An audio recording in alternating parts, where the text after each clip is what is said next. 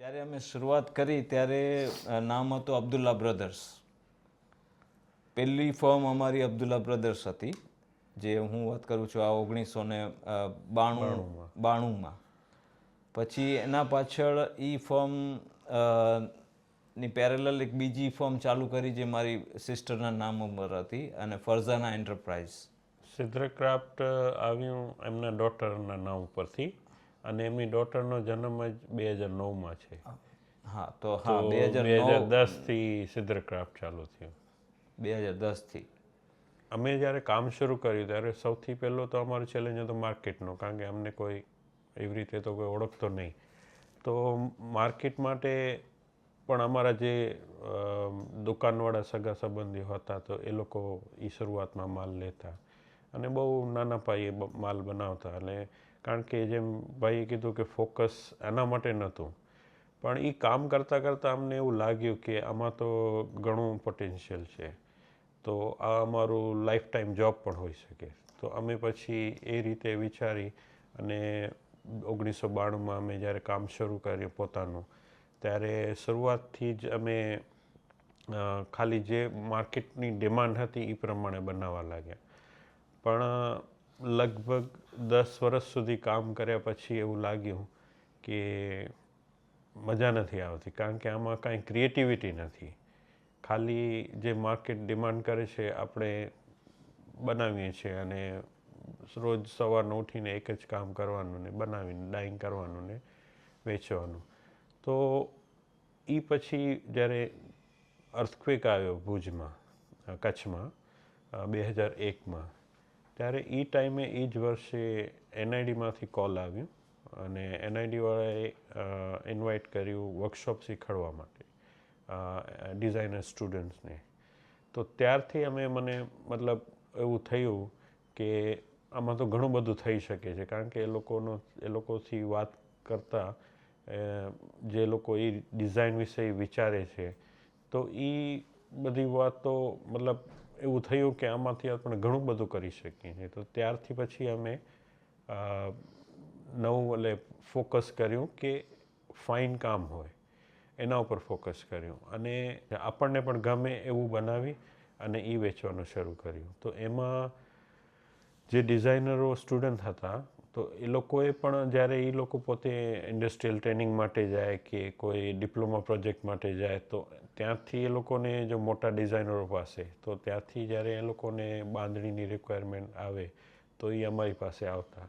તો એવી રીતે અમને એક અમેરિકન કંપની દોસા, જે 2002માં અમને મળી, જે NIDમાં યોશિકો વાડાએ જે ઓર્ગેનાઇઝ કર્યો હતો વર્કશોપ અને સ્પોન્સર કર્યો હતો, તો એ વર્કશોપમાં અમને ક્રિસ્ટીના કિમ દોસાવાળી મળ્યા, અને એ અમને પછી ઓર્ડર આપ્યો.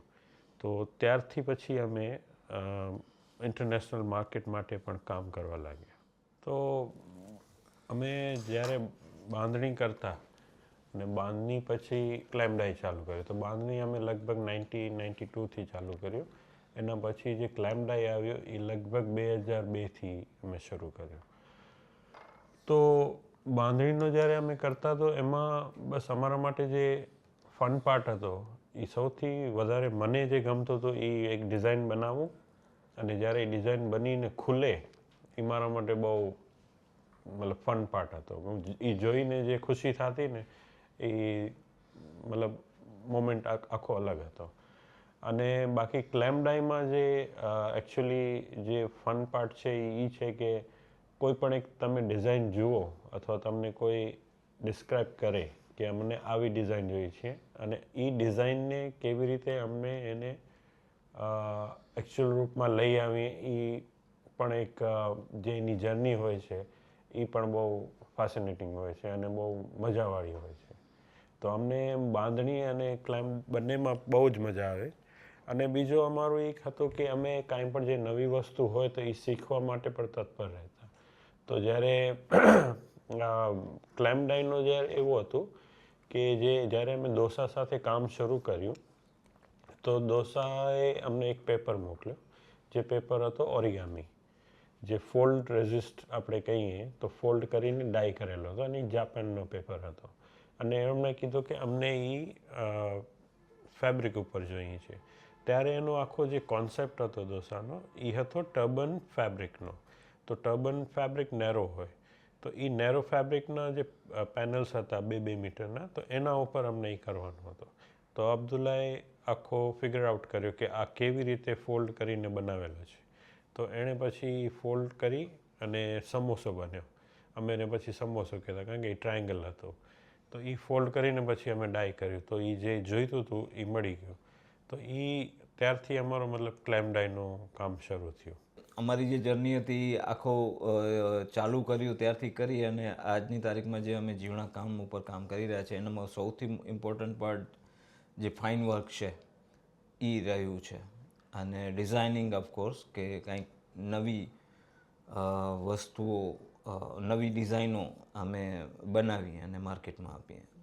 પ્લસમાં ક્લેમ્પિંગ ડાઇંગ પણ એટલું જ ઇન્ટરેસ્ટિંગ છે, કારણ કે એ જે અમે વિચારીએ અથવા જે કોઈકે વિચારવા માટે ઇન્સ્પિરેશન આપ્યું હોય તો એ જે કામ કરી અને એમાં જે સફળતા મળે ને એ બહુ એક્સાઇટમેન્ટ હોય છે અમારા માટે. તો બાંધણીનો મેઇન પાર્ટ જે છે એ સૌથી વધારે, જે આપણે જો બાંધણી ક્રાફ્ટની વાત કરીએ તો એમાં ટ્રેડિશનલ ડિઝાઇન્સ અને કલર કોમ્બિનેશન અને ફેબ્રિક, એ 3 વસ્તુ જે છે એ મળીને આખો બાંધણીનો પીસ બને.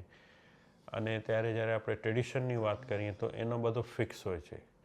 તો અમે જે કોશિશ કરી કે દાખલા તરીકે બાંધણીમાં લગભગ 3 થી 4 અલગ અલગ સ્કિલ લેવલ હોય છે. એક હોય છે સરકમ, જે કન્ટિન્યુઅસ લાઇન હોય. પછી એક હોય દાણીમાં દરેક ડોટ જે છે એ ટ્રેસ કરેલો હોય અને એને દરેક ડોટ ઉપર ગાંઠ મારવાની હોય. અને ત્રીજું છે ભરતી, જે એરિયા જે ખાલી હોય એને ભરવાનું કામ. તો એ છે ને એ બહુ મોસ્ટ હાઈ સ્કિલ આર્ટિઝન હોય એ કરી શકે. તો એમાં ભરતીમાં કંઈ ડિઝાઇન ટ્રેસિંગ નથી હોતું, ખાલી જે આઉટલાઇન હોય છે. તો અને સ્પેશિયલી જે ચાંદરોખણી છે કે ખોંબી છે કે કોઈ પણ આભા છે, તો એમાં એ ડિઝાઇનમાં એ ભરતી કામ આવે.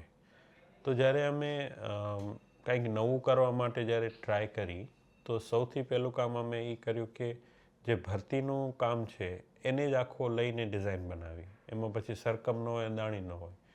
તો એ જે આઉટલાઇન બનાવી, અને દાખલા તરીકે એક ફોર એક્ઝામ્પલ એક છે કેરી આપણી કચ્છની.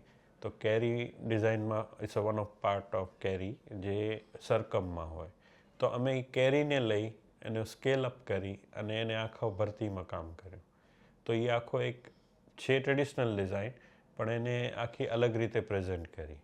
તો એ રીતે અલગ અલગ શરૂઆતમાં અમે લોકો એવી ડિઝાઇનો સિલેક્ટ કરતા જે ટ્રેડિશનલ હોય પણ અલગ રીતે પ્રેઝન્ટ થાય.